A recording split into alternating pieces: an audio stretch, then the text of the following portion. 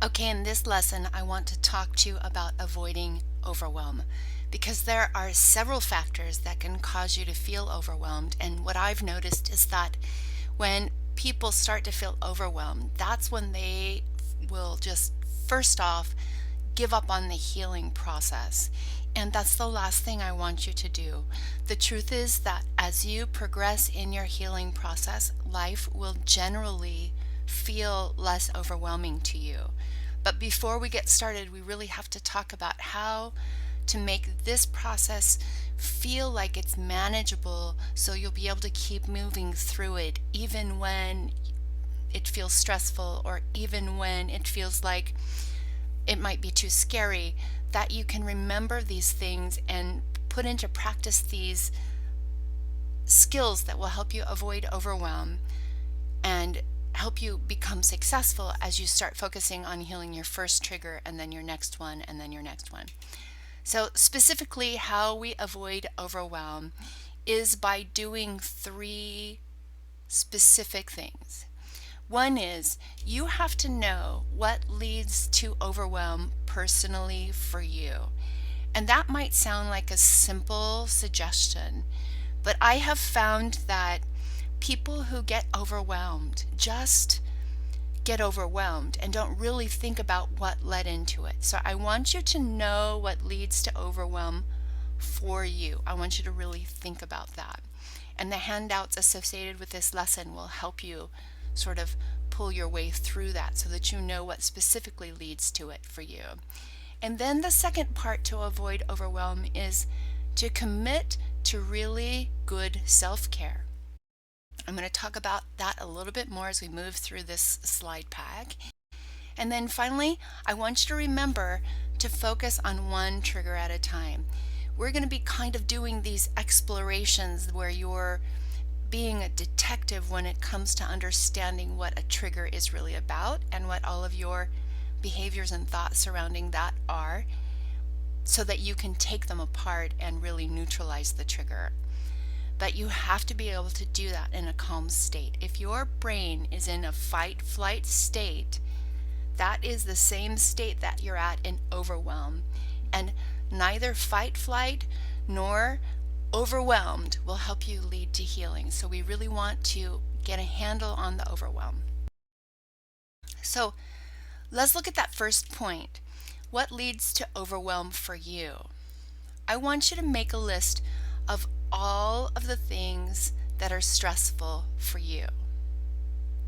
And I also want you to think about, when you're making this list, what of those stressful things are things that maybe you can take off your list.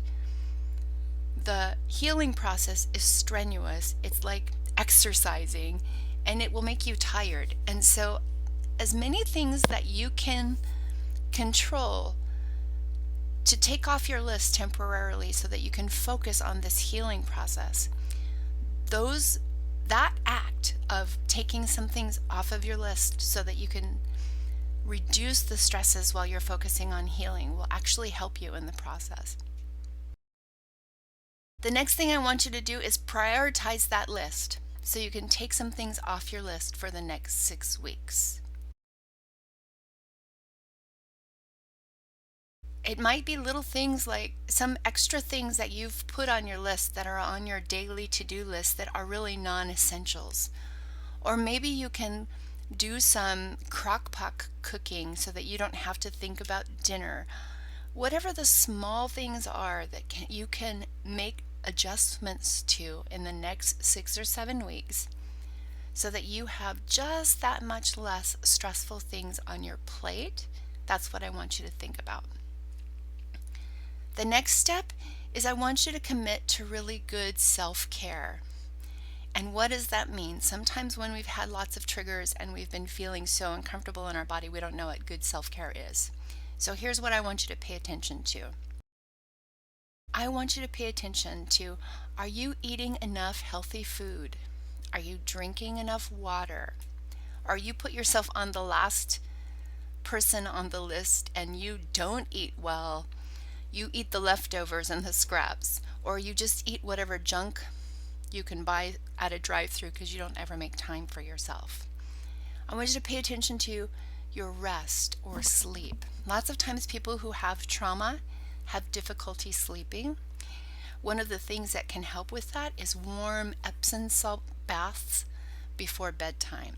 So maybe add a warm Epsom salt bath to your bedtime about 20 minutes before it's time to go to sleep to help you get better, more restful sleep.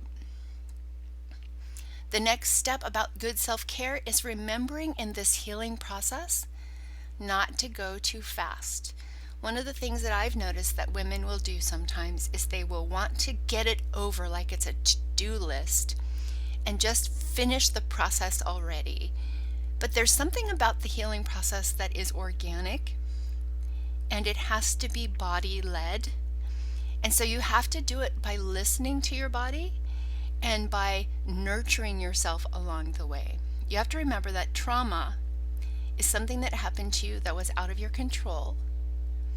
And the process of healing has to be one that you feel a sense of control in, that you don't overwhelm yourself with because you just want to move it. You just want to move past it. So remember, don't go too fast. Finally, the last step to practicing good self-care, committing to that, is practicing patience with yourself. You will heal. I am going to show you the process where you will be able to follow your body through a healing process, that your body takes over and begins to do the healing process automatically. You'll know what's happening along the way, and you'll be able to understand the signals that your body sends you as you listen to it.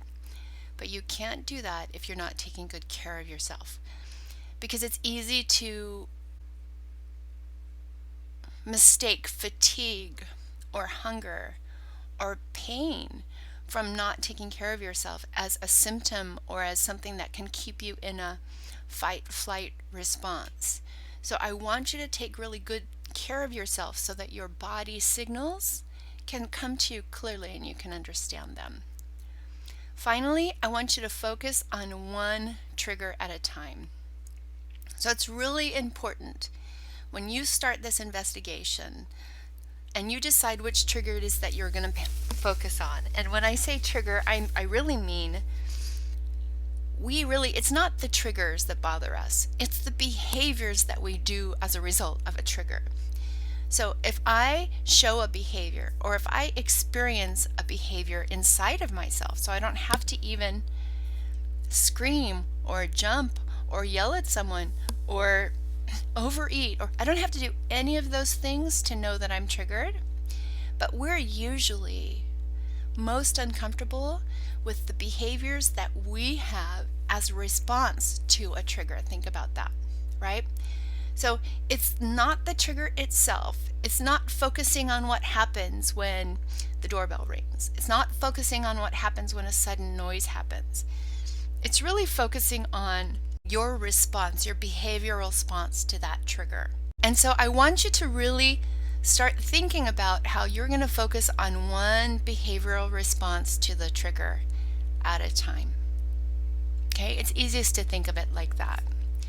And when you do that, you're going to use journaling strategies. I want you to understand that there are some really specific strategies for journaling that are most successful in helping you understand what's happening at a deep level for you.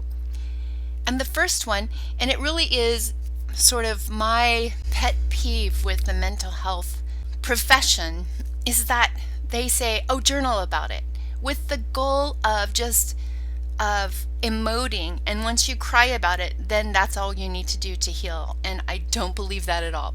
I believe that when you're journaling, you need to really be focusing on patterns. You need to be looking at how your behaviors, thoughts, and feelings are connected to each other. And usually how those things are connected to an external trigger, and how those are connected to either past or present events. So you're looking for patterns between your behavior, thoughts, feelings, and whatever that thing is that outside of you triggers that behavior.